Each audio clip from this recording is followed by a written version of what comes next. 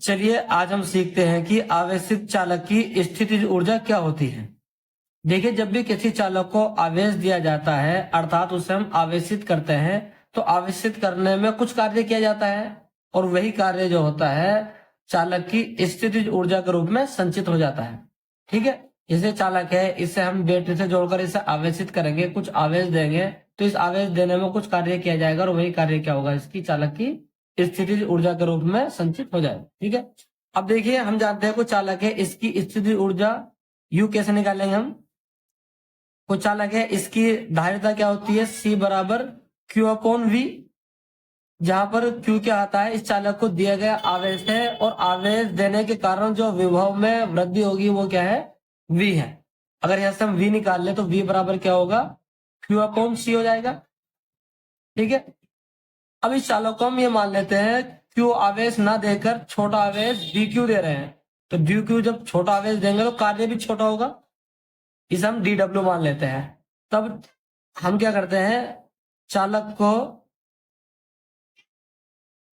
D Q आवेश देते हैं। ये डी क्यू आवेश क्यों दे रहे हैं, छोटा सा आवेश, जिससे कार्य छोटा हो, और जब कार्य छोटा होगा तो उसे गणना करने में आसानी होगी और छोटे कार्य से हम बड़ा कार्य आसानी से निकाल सकते हैं। तो क्या करते हैं, चालक को डी क्यू आवेश देने पर कार्य डी डब्ल्यू।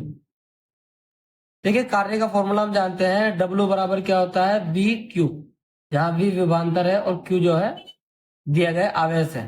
तो हमसे यहाँ डी डब्ल्यू निकाल लेंगे हम, छोटा सा कार्य, तो क्या हो जाएगा, वी डी क्यू, क्योंकि हमने छोटा आवेश दिया था, छोटा ही हमारा कार्य प्राप्त हुआ है। अब क्या करते हैं हम इसे, देखिए हमने क्या इसे क्यू आवेश देना है, कितना क्यू, और पहला आवेश कितना था, 0 था। तो हम क्या करते हैं, तब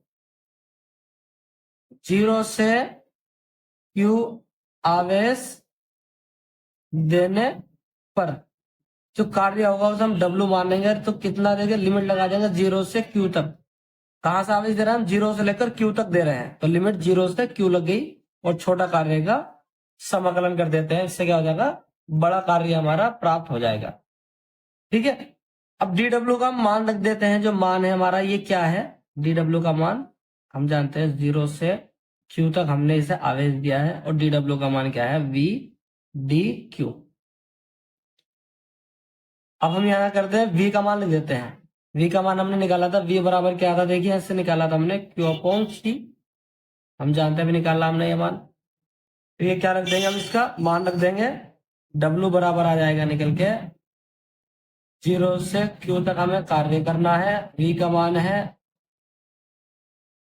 मान है Q upon C D Q. ठीक है, देखिए यहाँ पर सी जो है कांस्टेंट है, तो हम इसे बाहर निकाल सकते हैं। ये क्या हो जाएगा, 1 अपॉन सी इंटीग्रेशन 0 से क्यू तक क्यू डी क्यू। अब जो बच्चे मैथ के हैं, जिन्होंने समाकलन पढ़ा है, वो इसे आसानी से कर सकते हैं। चलिए हम बताते हैं उन बच्चों को जिन्होंने समाकलन नहीं पढ़ा, वो क्या होता है, अगर ये एक्स डी एक्स है, एक्स का समाकलन करना हमें एक्स के रेस्पेक्ट में, तो क्या हो जाएगा, ये एक्स स्क्वायर अपॉन 2। इसी प्रकार से ये क्यू है एक्स की जगह पर, तो ये क्या हो जाएगा, 1 अपॉन सी, तो ऐसे लिखा रहेगा, ये क्या हो जाएगा, क्यू स्क्वायर अपॉन 2, और जो लिमिट है वैसी रहेगी, ये क्यू है और ये 0 है। अब लिमिट कैसे रखी जाती है ये और सीख लीजिए, लिमिट कैसे रखते हैं हम।